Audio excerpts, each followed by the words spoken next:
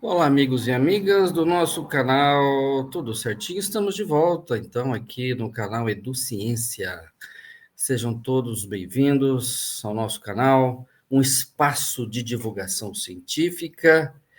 E esse programa, esse espaço, né, esse projeto voltado para os professores e alunos, enfim, pesquisadores, a você que, né, tem aí um conjunto de interesses em volta sobre a questão da ciência, sua importância para a sociedade, e nós estamos nas diferentes plataformas.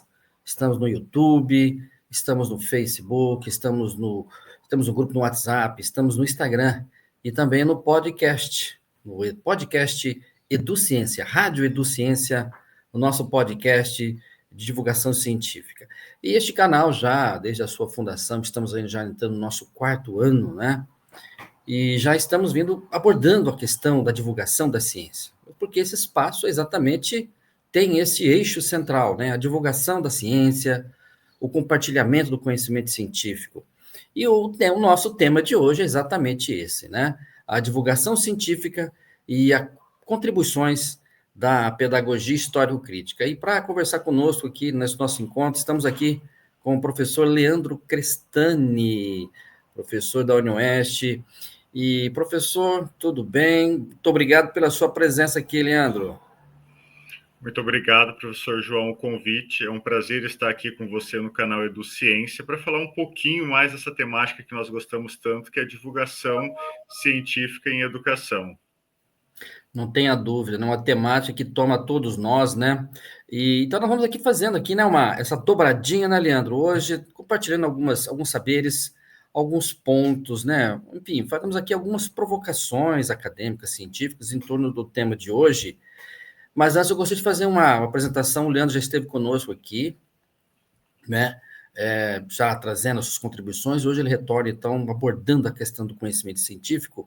O Leandro ele é licenciado em História e Pedagogia, ele é doutor em História Contemporânea pela Universidade de Évora, em Portugal, pós-doutorando em Educação pela Universidade Estadual do Oeste do Paraná, a UniOeste, tem experiência na área de História Regional e Local, História Comparada, enfim, ele tem uma vasta produção nesse campo da história pública, ensino de história, tecnologias digitais, e atualmente ele atua como professor no Centro Universitário da Fundação Assis Gurgag, Safag, Campus Toledo, e é coordenador de História na Secretaria Municipal de Educação de Toledo.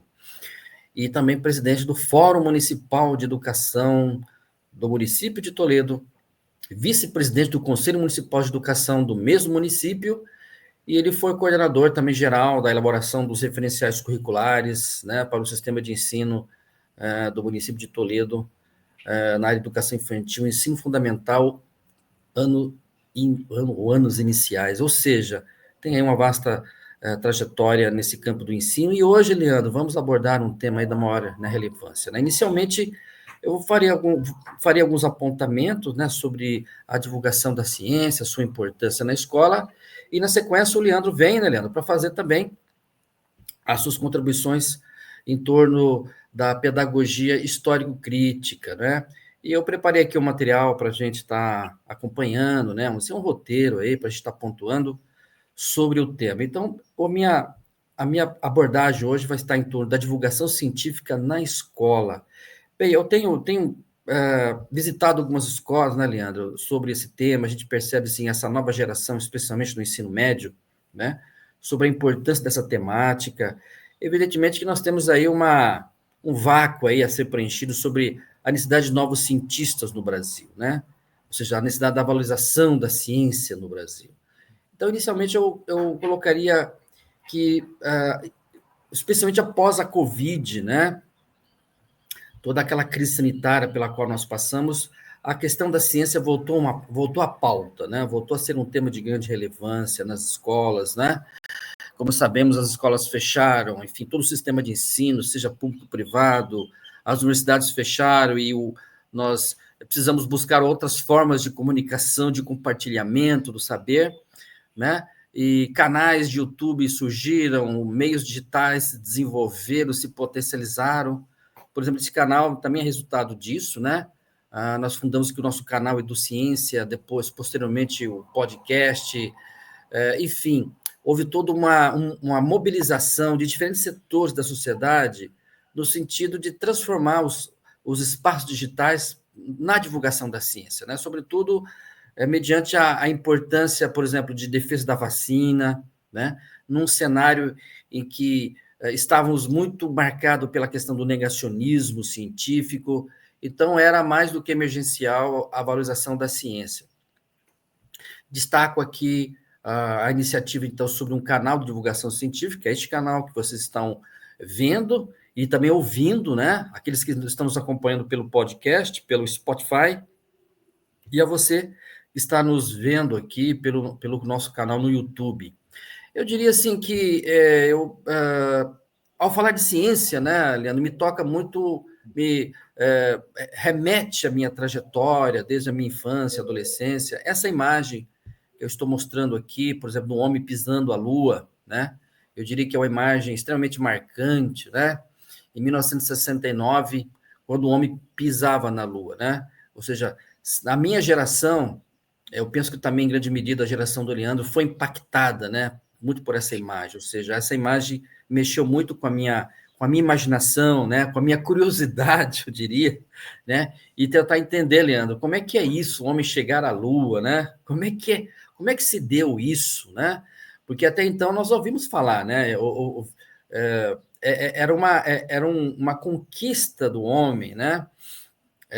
Realmente, naquele momento, um acontecimento da maior relevância, né? Uma revolução científica, né? Ou seja, o homem ele demonstrava o seu domínio, né? Sobre as leis da física, a lei da gravidade, conhecendo todo esse universo, né? Do conhecimento de diferentes áreas, e assim, ele se sentia nesse empoderamento, né, do universo, do cosmos, conhecendo toda a complexidade desse cosmos.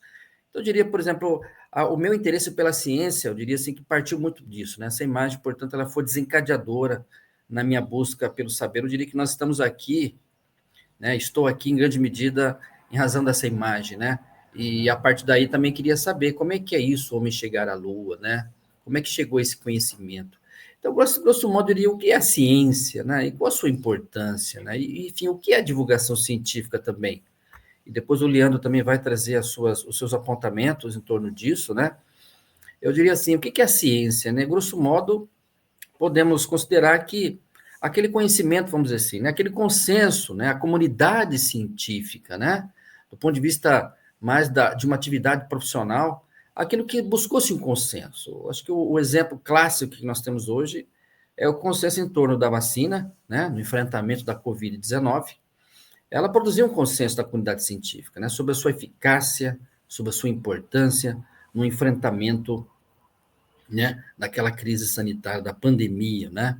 Então, ou seja, o que é, portanto, e qual a sua importância, né? Eu diria que é da maior relevância até exatamente para essa melhoria e para a compreensão do indivíduo no seu dia a dia, né? Na solução dos problemas da sua casa, né? Enfim, qual que é a melhor decisão, né? A ciência no sentido de melhorar a sua condição humana, qualidade de vida. Eu diria que talvez o cuidado com a saúde, né? Me parece, não exatamente naquele patamar que nós desejaríamos, né? Mas o cuidado com a saúde, ela ganhou uma outra percepção, né? A necessidade de você fazer exames regulares, a necessidade de você fazer as prevenções, né? No cuidado com essa qualidade de vida, eu diria que estamos falando da ciência, né? A melhoria da alimentação, né? Enfim, aqueles alimentos que melhor, né? Vem contribuir para a nossa qualidade de vida. Estamos falando da ciência, ou seja, do conhecimento, daquilo que está, né, no sentido de exatamente proteger o indivíduo de, enfim, contaminações, de doenças que, eu diria que estão à nossa volta, né? E a divulgação científica é exatamente no sentido de, vamos dizer assim, né, desse aspecto de popularizar, né, democratizar o acesso a esse conhecimento, né? Como, por exemplo, olha, por que é importante ao médico, né? Enfim, exatamente pela necessidade de você, né, investigar melhor, né, alguns sintomas, alguns problemas congênitos, algo assim, né? Nesse sentido, eu diria que a ciência vem avançando muito nesse campo, né? Vem avançando de maneira extraordinária, trazendo novas descobertas, novos conhecimentos sobre as prevenções, né, as comorbidades, enfim, esse universo da medicina, realmente houve um avanço significativo para compreender, então, todo esse, né, esse campo de saberes em torno da qualidade de vida. Então, portanto, a popularização da ciência, hoje fala-se muito, né, um movimento global em torno da popularização do conhecimento científico. Podemos falar, por exemplo, na ciência pop, um programa federal, né, sobre a popularização da ciência. Fala-se hoje na ciência aberta, ou seja, na ciência para todos também.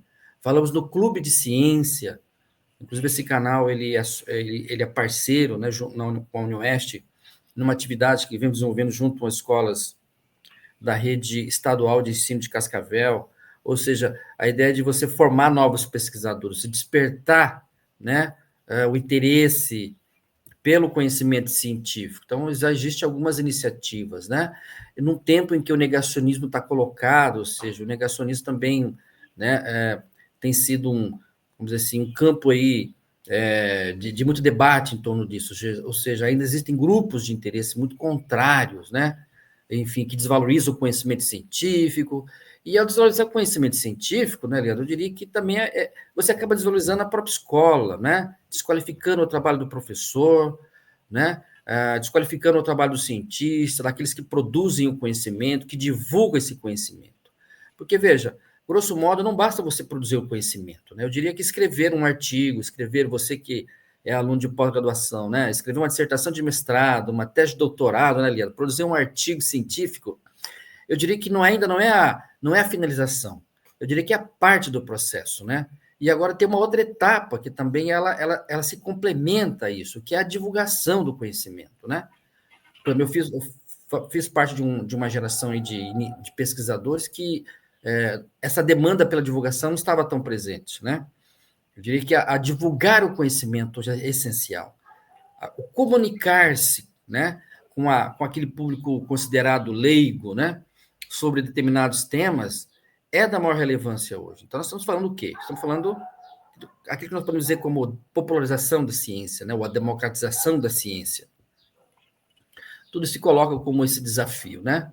Essa imagem que eu estou mostrando aqui, que é exatamente o telescópio espacial James Webb, da NASA, né? Em que são imagens recentemente que foram divulgadas ao público, né? Sobre a imagem do universo, né? Do cosmos, né? Em que se atinge ali, né? Uma distância de milhões de anos-luz, né? E que traz a imagem, como é que as estrelas nascem, como é que é isso, como é que é esse processo do cosmos, né? De produção de novos sistemas, né?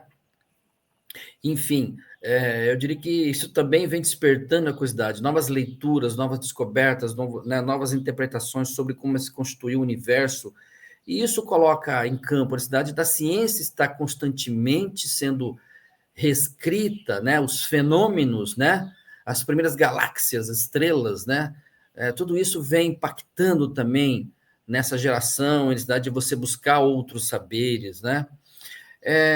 Evidentemente que falarmos aqui da comunicação, né, do conhecimento, também devemos falar em Paulo Freire, né, quando ele disse, por exemplo, que a educação ela não transforma o mundo, mas a educação muda pessoas, e pessoas mudam o mundo, né? Eu diria que o Paulo Freire é um nome que, evidentemente, que está nesse conjunto, né? Em que se refere à questão da educação e comunicação. Então, estamos falando aqui exatamente nessa relação, né? Vamos dizer assim, de furar bolhas, né? Como se diz hoje, né, Leandro? A necessidade da universidade também se comunicar com a comunidade externa, né? De levar os seus conhecimentos para a sociedade, né? De compartilhar essas pesquisas em andamento. Então, são desafios que se colocam para nós. Eu diria que nós estamos apenas começando, né? Nessas iniciativas, né? De extrapolar os espaços, enfim, dos muros, né? Das próprias universidades e compartilhar esses saberes, né? Enfim, essa troca aí também, né, da comunidade, enfim, as expectativas, as demandas da sociedade em torno do conhecimento que vem sendo produzido. Bem, mas por que divulgar ciência, né, Leandro? Em grande medida, né? eu diria que, por que essa valorização da ciência? Eu destacaria aqui 4 pontos centrais, né?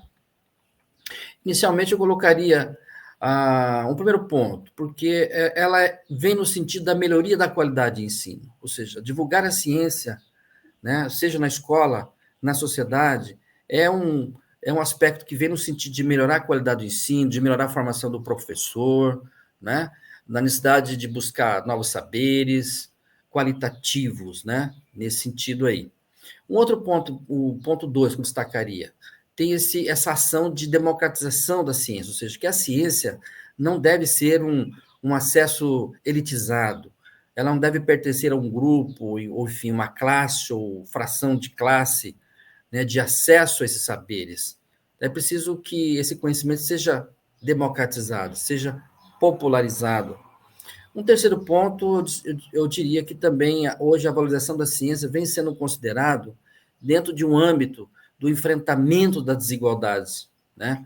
E também como direito humano, ou seja, é direito cidadão, né? Um direito fundamental, né? À vida, ao conhecimento, uma sociedade mais informada, uma sociedade em que esse compartilhamento de saberes ele é implementado, há uma melhoria dessa condição da cidadania, né? Há um respeito por esses direitos humanos. Então veja como a ciência ela tem essa, né, ganha essa dimensão como parte constitutiva desses direitos fundamentais. A criança, o adolescente, o adulto, assim como ele tem direito à escola, né? E apenas evidente que não é só o direito ao acesso, né, Leandro? Mas é o direito ao acesso à sua permanência na escola, mas também o acesso ao conhecimento científico. E aí eu destacaria o papel do professor, né? Quer dizer, o professor, grosso modo, eu tenho dito para meus alunos, enfim, para quem eu tenho dialogado, o professor, nesse sentido, ele é o agente de divulgação da ciência, grosso modo, né?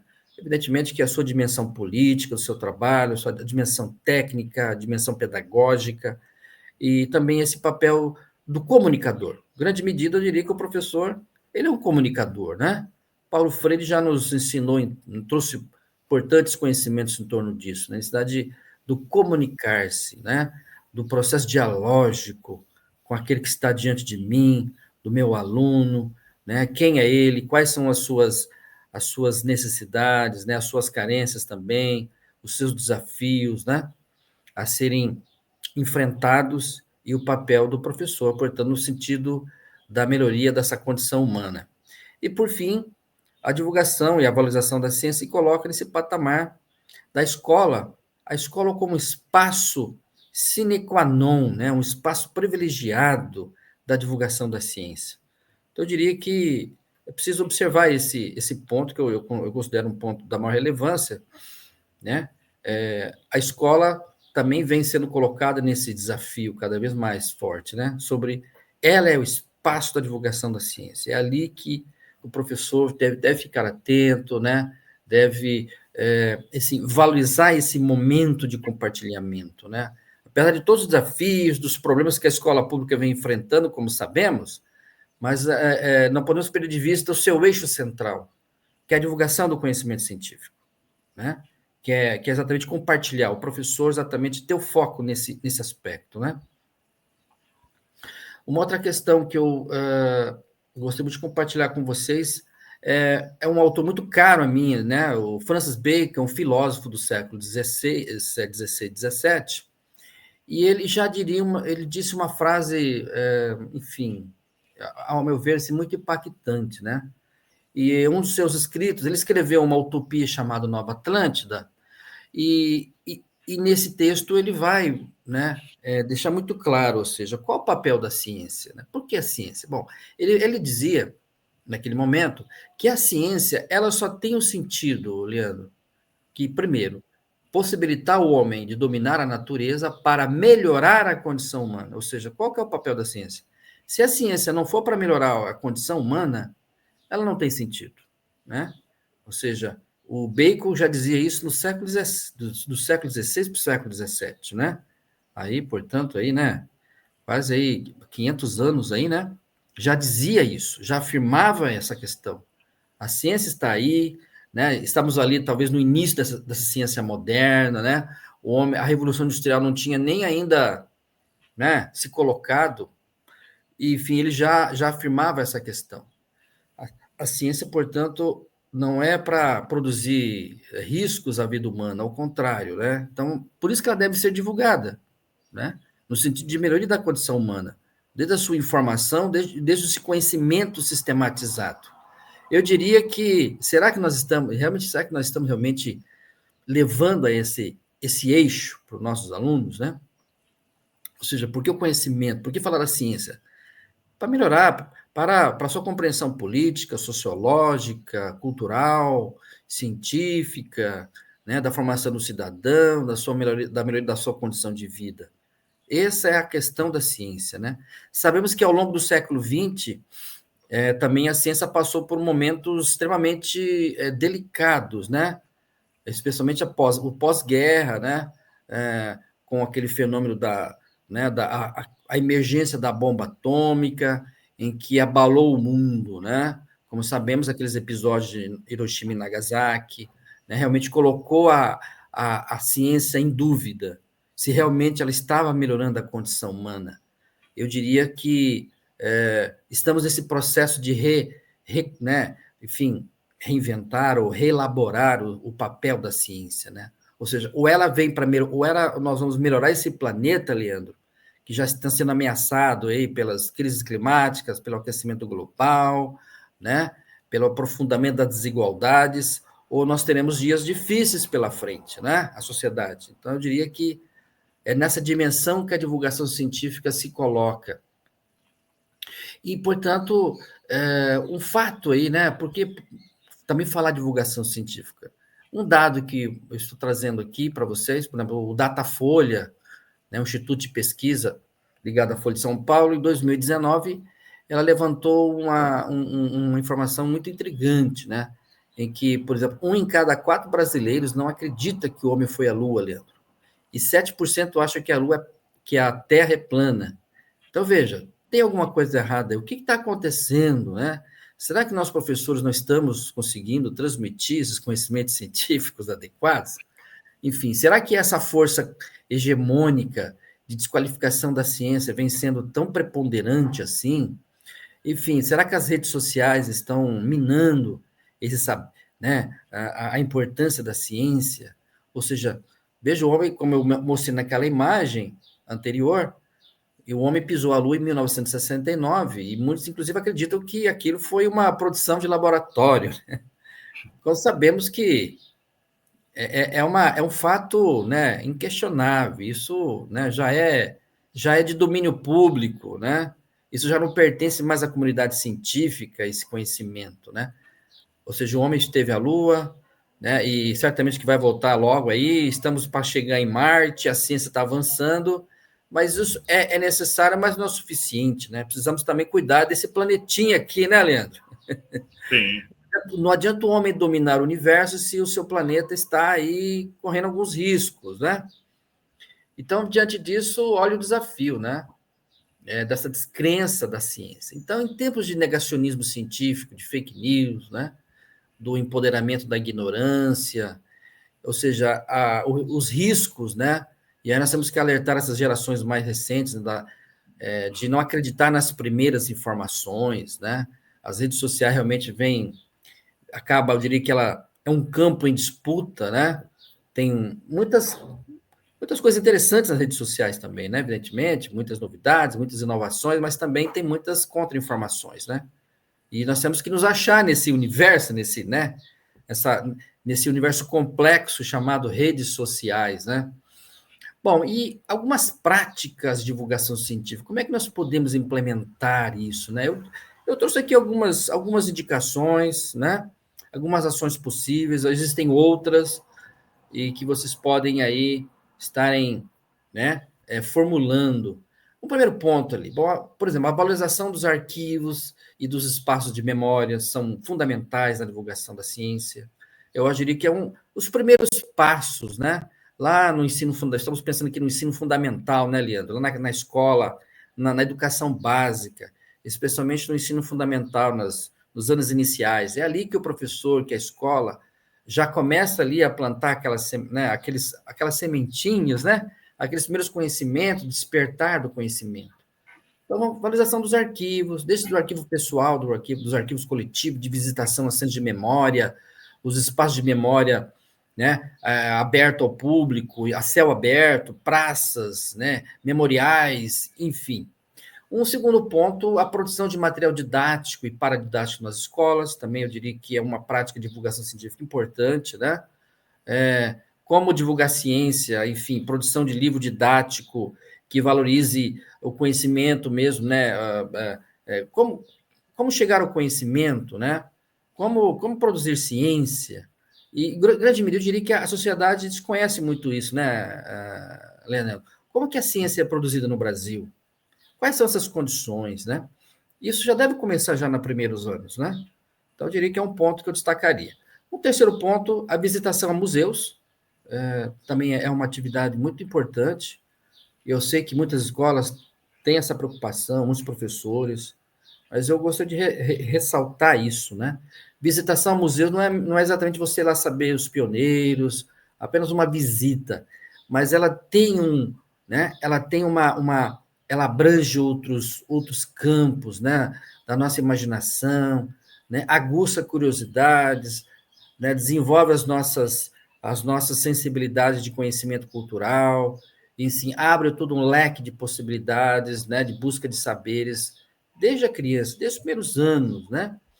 E, por fim, feiras de ciência também, né? A feira de ciência também é uma atividade importante dessas práticas, né? Divulgação científica. Bom, alguns nomes entraram para a história, né, Leandro?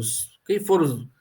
Acho que existem outros nomes. Eu destaquei alguns agentes, alguns cientistas, né? Que também não foram só cientistas, ou seja, não ficaram restritos, Leandro, a quatro paredes, que produziram o seu saber enfim, né? E tomaram aquilo como uma propriedade. Não, a preocupação também deles era popularizar isso, né?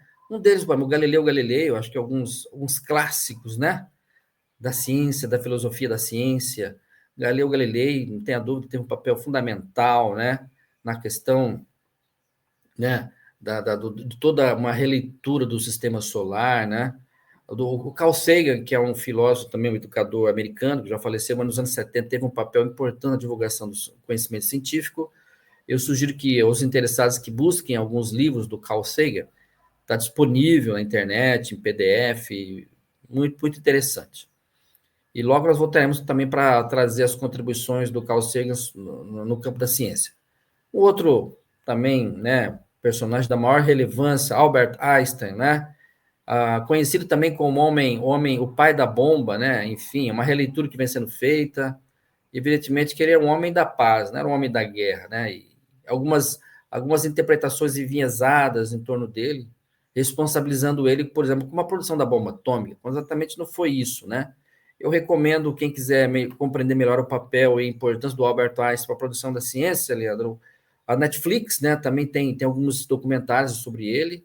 Sugiro que quem quiser aprofundar, busquem ali um documentário sobre Einstein, né, o pai da bomba, né?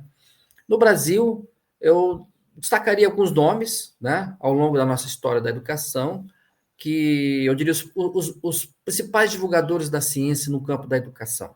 Entre eles, eu destacaria Anísio Teixeira, teve um papel da maior relevância no início do século XX, nos anos 30, né, em que ele divulgou a necessidade do conhecimento da ciência, a valorização da escola pública como espaço de divulgação da ciência.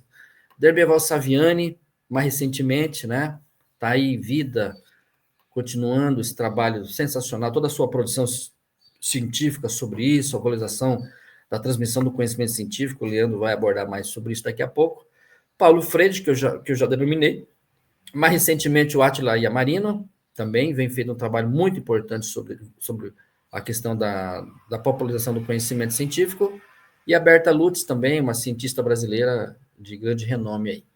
E, para finalizar, eu estou trazendo aqui algumas indicações, né, algumas revistas, sites e canais de YouTube que vocês podem acessar, né, para, enfim, você que produz sua aula, você que é professor, você que é pesquisador da pós-graduação, você que é aluno de graduação, enfim, você jornalista, você que milita, que atua nesse campo, que tem, né, nesse campo de interesses aí, quiser aprofundar alguns conhecimentos, né, sobre o acesso, o que vem sendo produzido, algumas revistas, por exemplo, a Ciência Hoje, que foi uma das primeiras ciências, né, revistas fundadas no Brasil, alguma revista americana ali também, a Scientific American, as revistas super interessantes também, que já de longa data está no Brasil, a revista Galileu, a Nature, a revista Science, a revista Natural Geographic também continua fazendo muito sucesso ainda, né, Leandro? São revistas que estão ainda atuando e trazendo muitas, sempre novas descobertas nesse campo da ciência, nos diferentes campos dos saberes. Alguns sites eu destacaria BBC, Ciência, o Google Acadêmico, que é um site de acesso de revistas acadêmicas, de artigos científicos, né, de grande qualidade. Então, você que é aluno, estudante, pesquisador, sempre recomendam, fazendo busca ali, o que as recentes produções, artigos científicos. E nos canais de YouTube, o canal Space Today, também fazendo um trabalho muito importante, o canal do Pirula, né? A Nerdologia, Ciência Todo Dia, o canal da NASA também, eu recomendo, viu, Leandro? Né? Quem quiser, né, tudo isso vocês conseguem acompanhar na tradução do português, enfim, as atualizações e tudo mais. E claro, que você continue nesse nosso canal também, que esse canal aqui do Ciência também é um canal de divulgação da ciência, né? Enfim, são alguns apontamentos que eu gostaria de trazer a vocês, compartilhar com vocês. E agora o Leandro, ele também vem, né, vai trazer as suas contribuições, né, Leandro? Eu ficaria por aqui, me coloco depois à disposição, vocês podem estar mandando perguntas aqui para o nosso canal, ficar aqui, né, esse vídeo vai ficar disponível, e voltaremos depois para a gente dialogar, enfim, são algumas contribuições. Leandro, e agora eu passo para você trazer os seus apontamentos em torno do tema de hoje. Por favor, Leandro, fique à vontade.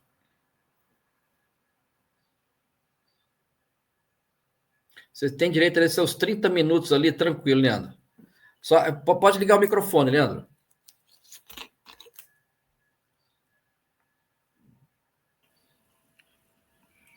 Professor, em primeiro lugar, é um prazer estar aqui novamente com você no canal EduCiência e quem nos acompanha.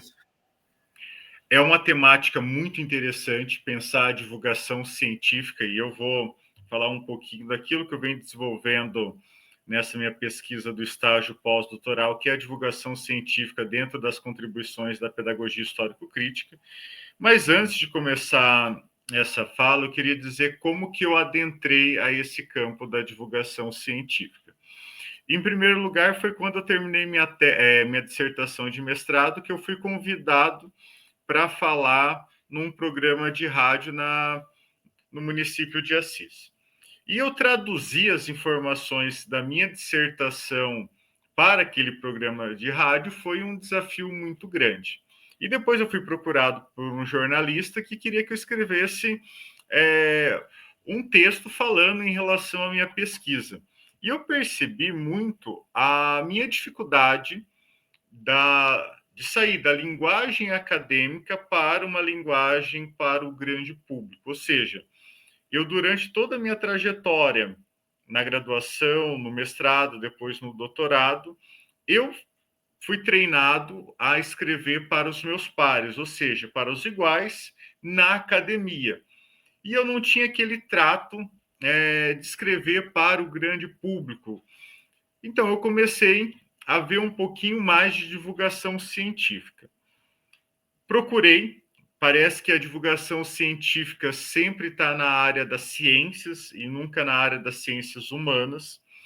E o que me levou a adentrar esse campo também foi um dia que eu estava ministrando uma aula sobre o Egito Antigo, falando sobre as construções das pirâmides de Gizé, Quéops, Quefê e Miquerino. E na outra aula minha, que eu ia abordar novamente o conteúdo, um aluno falando que foram os alienígenas que construíram as pirâmides do Egito. E aí eu comecei a questionar de onde que vinha aquela informação, e ele falou assim, eu vi no YouTube. E um outro aluno falou assim, eu também vi o mesmo vídeo do YouTube falando que foram os alienígenas que construíram. Certo. E eu fui procurar esse vídeo, eu vi que tinha mais de 10 mil visualizações. Um vídeo que traz uma negação do conhecimento científico, ou seja, negar que os egípcios tinham conhecimento superior do que os europeus na engenharia para construir as pirâmides. E eu fiquei muito integrado. Eu pensei assim, como que nós, que estamos em sala de aula, podemos divulgar esse conhecimento para o grande público e, principalmente, ocupar os espaços que muitas vezes são pessoas que ocupam no YouTube, no Instagram, no TikTok, no Twitter, em outras redes sociais, divulgando um conhecimento falso, ou seja, que não tem embasamento científico, mas que está preocupado com visualizações, com monetização. E eu comecei a debruçar um pouquinho, a buscar, ou seja, produzir materiais. Daí eu iniciei um projeto inicial, que é o Tô Historiando Toledo, que eu comecei a escrever sobre a história local e regional aqui do município para o grande público. E, posteriormente, eu criei um canal chamado História Sem Fronteira, que hoje tem 79 mil seguidores, do qual eu comecei a produzir esse conhecimento científico, mas de uma forma acessível, não para aqueles indivíduos que estão na busca de um conhecimento formal, mas que está ali numa rede social e acaba consumido de forma informal. E a primeira coisa que eu senti foi que, diferente de um artigo científico que eu publiquei numa determinada revista, que eu ia lá ver as visualizações pelas métricas, tinha chegado a 50, 60, 70 pessoas, uma publicação minha estava chegando em 300, 400, até 1 milhão de pessoas. E daí eu falei que é necessário, eu, enquanto professor, romper um pouco os muros da sala de aula, os muros da universidade e pensar essa divulgação do conhecimento científico para o grande público, ou seja, compartilhar esse conhecimento, falar de ciência além daquilo que eu trazia em sala de aula e como que eu poderia estar articulando. E o que eu venho trazer hoje, numa prévia do que eu estou pesquisando nesse estágio pós-doutoral, é a divulgação científica, as contribuições da pedagogia histórico-crítica. Como que eu posso estar aliando a PHC com a divulgação científica? Em primeiro lugar, eu tenho que entender que a divulgação científica vem da própria palavra divulgação, que é do verbo divulgar, e tem origem do latim divulgare, ou seja, significando tornar conhecido, publicar, difundir, transmitir algo, vulgo, fazer popular. E hoje eu tenho uma grande preocupação. Eu gosto muito de um historiador chamado Mike Bloch. Ele tem um livro chamado Apologia da História, aonde que ele coloca que a coisa mais bela é que o historiador ele tem que falar tanto para uma criança como para os doutores. Então, assim, como que eu posso trazer, tornar público aquilo que eu estou pesquisando? A levar as pessoas a entender a importância da universidade, o que nós produzimos nesse espaço de instituição superior, ou seja, qual que é a importância de um trabalho de conclusão de curso? Quais foram os resultados de uma dissertação de mestrado, de uma tese de doutorado que vai impactar na sociedade? Então, eu parto desse princípio da divulgação científica na ideia de transmitir o conhecimento científico para esse público leigo. E nessa ótica, eu tenho que diferenciar dois elementos básicos. Entender um conceito que é a difusão científica. Primeiro, no espaço universitário, nós temos a disseminação científica, ou seja, que é a difusão da ciência por especialistas, geralmente escrito para os nossos pares.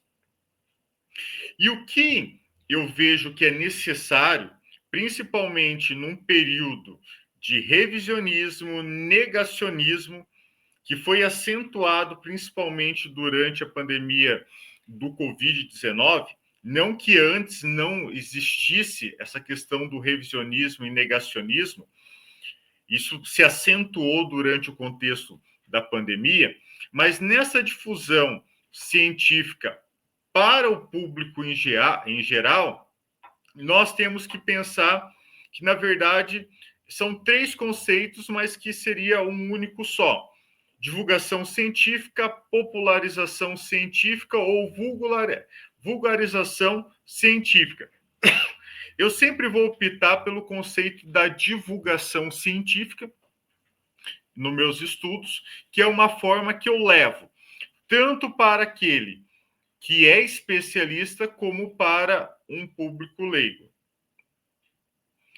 E eu trago aqui uma citação do Cunha sobre a popularização da ciência como uso dos recursos e processos de informação científica e tecnológica para o público em geral, supondo a tradução da linguagem especializada para uma linguagem que atinja todo o público.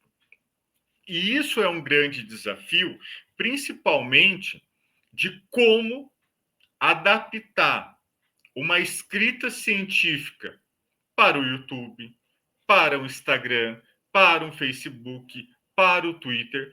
Como que eu posso falar de ciência em um espaço de redes sociais?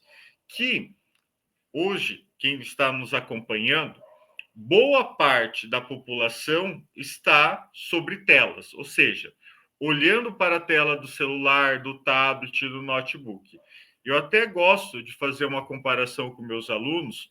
Se você for lá nas configurações da sua rede social, tem o tempo que você ficou olhando para a tela. Tem pessoas que ficam de meia hora até 5, 8 horas por dia olhando por tela. Ou seja, antigamente, quando eu queria ter acesso a uma informação, eu tinha que ir até a biblioteca. Hoje, dado todos esses recursos das tecnologias digitais, pelo meu aparelho do celular, eu tenho acesso ao Google, eu tenho acesso a uma rede social. E muitas vezes, aquele conhecimento que é transmitido, ele não segue uma base científica. Ele segue uma perspectiva que é aquilo que as redes sociais, conforme a Raquel Recoeiro traz no seu livro Redes Sociais, que ela quer a atenção das pessoas. Então, um conteúdo, quanto mais polêmico, quanto mais discussões que gere, mais atenção ele pega. Então, nós temos uma estratégia nesse universo digital, digamos assim, de provocações, mas não esse compromisso com a própria ciência. Então, assim, eu, enquanto pesquisador, como que eu posso pensar, ou eu, como professor em sala de aula, produzir um conteúdo que atinja não somente os meus alunos, mas que vá para esse grande público? E um dos pontos que eu gostaria de chamar a atenção, até pensar essa ligação da divulgação científica com a pedagogia histórico-crítica, que a ciência é uma prática social, ou seja, a ciência não é apenas um conjunto de teorias, ela é uma prática social profundamente inserida num contexto cultural, econômico, político, aonde que ela surgiu, ou seja, reconhecer a ciência enquanto prática social é entender os seus impactos e suas limitações. Vejam só, eu nunca imaginei que no século XXI teria pessoas que iriam negar a eficácia da vacina. Quando eu estudei a revolta da vacina no Brasil, ali nos anos 20, eu não imaginava o contexto, como que as pessoas poderiam negar a ciência. 100 anos depois, nós tivemos novamente essa negação, a partir de informações não validadas, que foram difundidas principalmente por redes sociais. desde acreditar que você teria um chip implantado, que você poderia virar jacaré, que você poderia ter uma mudança genética. Ou seja, nós temos que buscar entender esse contexto e como que isso vai surgindo. Nesse ponto, entra o trabalho do divulgador científico. Ou seja, esse divulgador científico, muitas vezes, ele fala pela voz do outro, do cientista. Nós temos muitos jornais científicos no Brasil, principalmente na área da ciência. Eu vou trazer um do campo da história, do qual eu acho que foi o primeiro que eu tive acesso, a Revista Brasileira da Biblioteca, Revista de História da Biblioteca Nacional. Essa revista foi o primeiro meio de divulgação no campo da história do Brasil, pós-década de 90. Existiam outros promovidos pelo próprio Instituto Histórico e Geográfico do Brasil, onde que tinha essa divulgação do conhecimento, mas foi uma revista que divulgava alguns dossiês de história que você encontrava em bancas de jornais. Você ia no dentista, tinha essa revista que trazia até elementos que foram bem marcantes a partir de 2016 para cá. A própria negação da ditadura militar no Brasil. Então, assim, como o divulgador científico, ele fala muitas vezes pela voz do cientista para esse grande público, essa especialidade. E também o divulgador científico, ele tem que entender as mídias do qual ele vai transpor esse conhecimento da ciência. Ou seja, hoje nós estamos falando aqui para o YouTube e para um podcast. Então, existem estratégias específicas de como que eu vou fazer essa abordagem. Não é da mesma forma que eu produzo para academia. Vou fazer uma fala citando o tempo todo um teórico, apesar que no nosso caso aqui as nossas falas estão embasadas cientificamente, mas eu saber como dialogar isso com esse público. Um outro ponto também: divulgar ciência não é simplesmente falar de forma simples conceitos abstratos. É preciso antes procurar uma linguagem, fazer uma escolha, o que divulgar. Esse é um desafio.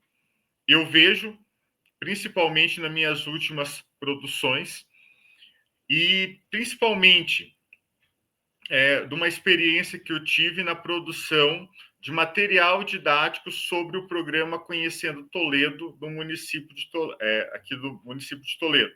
Ou seja, como que eu posso escrever de uma forma crítica, analisando todo o processo de colonização para as crianças, sem deixar de trabalhar o conceito de pioneiro, de colonizador, desse processo de exploração. Então, assim, o ato de divulgar não é só simplesmente fazer a simplificação, mas é saber como adequar essa linguagem e quais os meios que eu vou estar fazendo esse mecanismo de divulgação. E o que eu tenho que levar muito em consideração nesse momento histórico que nós estamos vivendo, essa era da pós-verdade, das crenças e na desinformação. É até interessante de pensar que uma mentira repetida mais de 10 vezes, ela se torna verdade. E esse é um grande desafio para nós, professores, pesquisadores, principalmente. Eu trago essa seguinte reflexão aqui, professor João. Durante muitas décadas, a explicação predominante para a desinformação se concentrou na ideia de que suas principais causas eram a falta de acesso à informação científica ou a dificuldade de compreensão dos fatos.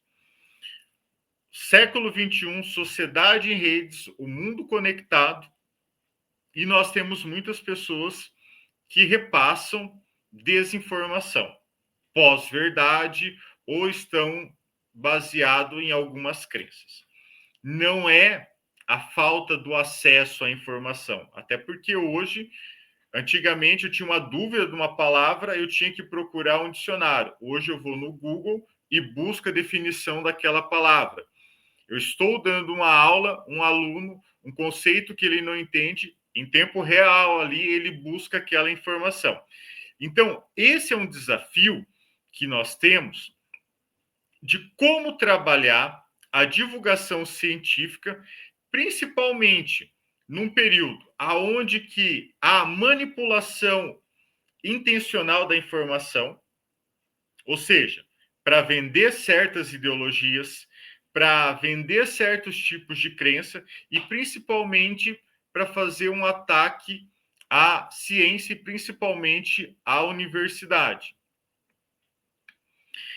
Dentro desse pressuposto, então, eu busco atrelar a divulgação científica e a pedagogia histórico-crítica, ou seja, como que nós podemos transmitir o conhecimento científico e desenvolver a compreensão crítica e a sua relevância para a nossa sociedade.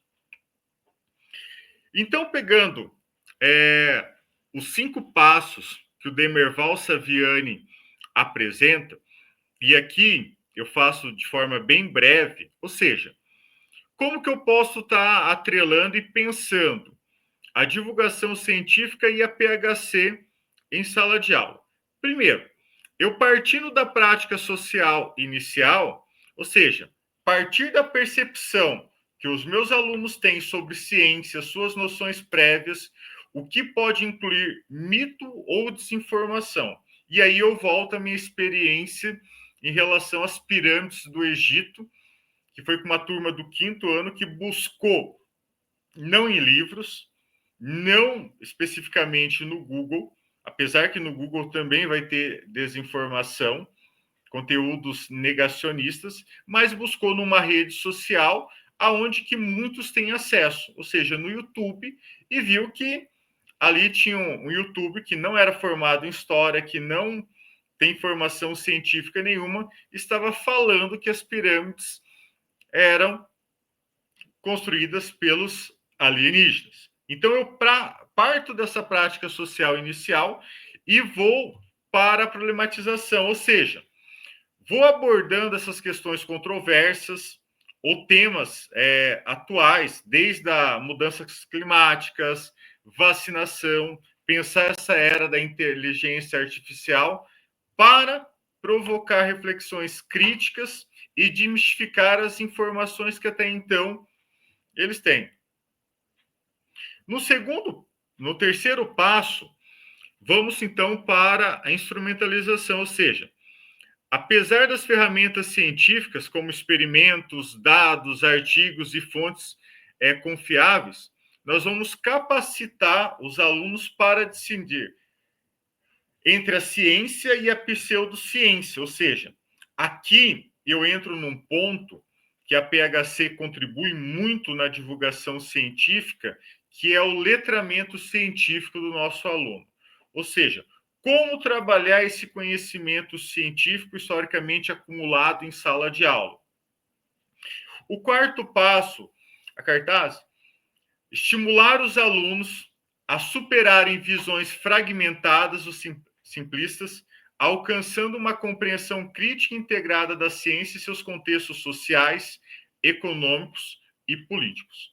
E isso é importante até para esse aluno verificar da onde que veio essa informação, por que que ela está sendo divulgada, qual o contexto social, econômico, principalmente político, que eu vejo que um dos fatores hoje no nosso Brasil contemporâneo de desinformação está ligado muito à política, nessa polarização que nós temos entre lado A e lado B na nossa sociedade, ou seja, levar o aluno a entender. Para chegar no quinto passo, que é a prática social final, ou seja, incentiva a aplicação prática do conhecimento científico para transformar a realidade, como participar de feiras de ciências, campanhas de conscientização ou até mesmo levando esse conhecimento para casa. E quando eu falo feiras de ciência, não é somente no componente de ciências, mas pensar a área de humanidades, que nós temos que também produzir feiras para divulgar esse conhecimento no campo da história, da geografia e nos demais componentes.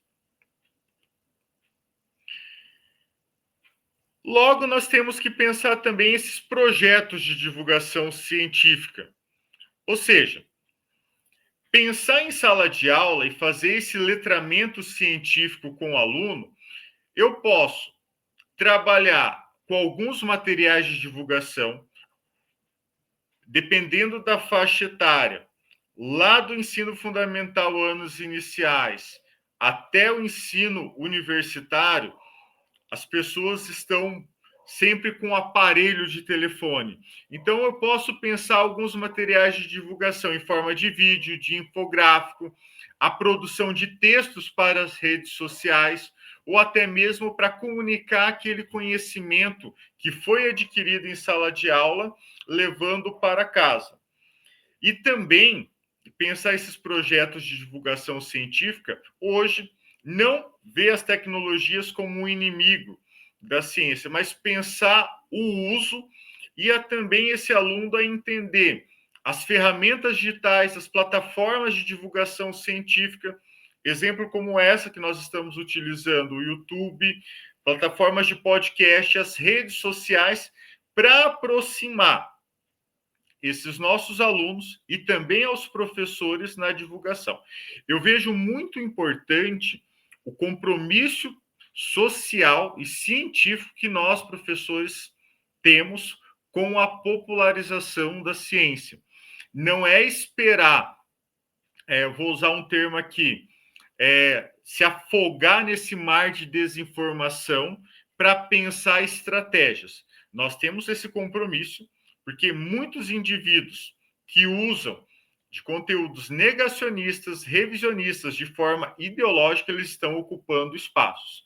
E nós, enquanto professores, temos que ter esse compromisso com a divulgação científica, ou seja, levar esse conhecimento para o grande público.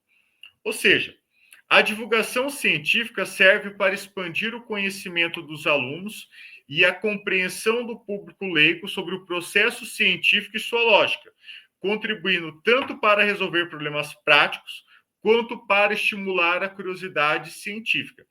Vejam, principalmente com as crianças, como que elas gostam daqueles programas ou vídeos do YouTube de experimento. Por que não podemos fazer isso, principalmente na área de humanidade? Levar esse conhecimento acessível para um público leigo. Parece que hoje, eu vou pegar o campo da história do qual eu faço as minhas pesquisas, as pessoas têm uma certa aversão ao passado. Mas boa parte dos livros de romance que têm narrativas históricas são os mais vendidos. Então, assim, a forma como que é escrito esses livros também influencia o consumo desse conhecimento. Um outro ponto, pensar essa ligação entre a PHC com a divulgação científica, a educação deve transcender a transmissão passiva de conhecimentos e fomentar uma compreensão crítica da realidade, o que é especialmente relevante no ensino. Ou seja, a divulgação científica emerge não apenas como uma ferramenta educacional, mas como um meio essencial para cultivar o pensamento crítico e a análise reflexiva entre os estudantes. É o que está ocorrendo muito com esses conteúdos que provocam desinformação nesse universo digital. Então, nós temos esse compromisso com a divulgação científica, igual o professor João, que traz temáticas em seu canal para ter acesso ao grande público, rompendo esses muros da própria universidade. Então, nós temos que buscar o fortalecimento do pensamento crítico, ou seja, mostrar que os conhecimentos eles podem ser divulgados com algumas tentativas de vender ideologias, ou seja, principalmente levar esse aluno para um letramento científico, aonde que ele, a partir da PHC, ele identifique e faço questionamento sobre esses argumentos revisionistas e negacionistas. Ou seja, igual o professor João falou na fala dele, numa era de satélites, que nós temos conhecimento do universo, pessoas acreditando que a Terra é plana, alguns indivíduos acreditando que não existiu escravidão no Brasil, sendo que o Brasil foi o último país a abolir a escravidão. Nós temos comprovação de fontes históricas, relatos, narrativas que comprovam todo esse processo da escravização, até mesmo a Lei Áurea, que corresponde ao fim da escravidão. Ou seja, é verdade. Não podemos perder esse espaço. Então, é muito importante pensar a divulgação científica como um processo da democratização do conhecimento científico para a sala de aula.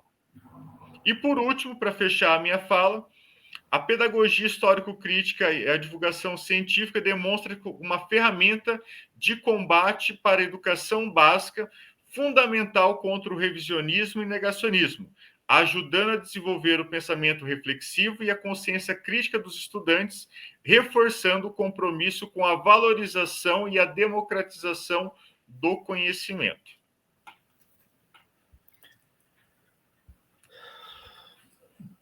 Muito bem, Leandro. Assim, realmente é um tema, né, que merece outras abordagens aqui, né? E acho que você colocou muito bem, ou seja, as contribuições que a pedagogia histórico-crítica, né, na sua base, nos seus pressupostos, na parte do professor Demerval Saviani, indica a necessidade de valorização do saber, ou seja, a escola como espaço privilegiado, né, Leandro, de transmissão do saber científico. E olha, assim, essa foi então a nossa atividade de hoje, né? Sugerindo aí, compartilhando e fazendo algumas provocações aí a vocês que estão nos assistindo e nos ouvindo no nosso podcast. E lembrando, Leandro, que eu vou descrever, nós vamos deixar aqui disponível aqui na descrição do vídeo algumas sugestões de leituras, né? Para leituras de aprofundamento, que esse canal também tem isso, né? Nós queremos divulgar, mas também queremos que vocês vamos aos livros, né? Vamos aos autores, vamos aos textos, vamos ler, né? Essa é a nossa base de trabalho, a importância de leitura, de aprofundamento de textos sobre o tema, tá certo, Leandro? Vamos colocar na descrição, tanto do áudio, no podcast, como do vídeo, para aprofundamento de leitura. E você? Deixe seu comentário aqui no nosso canal, deixe seu comentário aqui no nosso vídeo, no nosso podcast, sobre o tema de hoje. E então, provocamos vocês, enfim, foi interessante, faça suas sugestões também de temas. Leandro, eu gostaria muitíssimo de agradecer a sua participação na atividade de hoje, e certamente que voltaremos agora em 2005, né? Vamos retornar também e com um novo tema, abordando a questão da divulgação científica, que é o eixo central deste canal. Muitíssimo obrigado, hein, Leandro? Professor, agradeço o convite. Lembrando da importância da divulgação científica, não é só transmitir o conhecimento em sala de aula, mas pensar romper essas barreiras dos próprios muros das escolas, das universidades. É um prazer estar novamente contigo e até um próximo contato aí para quem nos acompanha tanto no YouTube como no podcast. Foi uma honra estar aqui hoje com o senhor. Muito obrigado, você também, que esteve conosco. Né? Ajude a divulgar esse vídeo, divulguem, mande para os seus colegas de trabalho, nas escolas, né? Ajudem a compartilhar esse momento, que é exatamente isso. Vamos ter esses conteúdos todos aqui, tá certo? Muitíssimo obrigado a vocês pela atenção, pelo prestígio aqui, pela nossa audiência no nosso canal, e voltaremos logo aqui com o nosso próximo tema no canal EduCiência.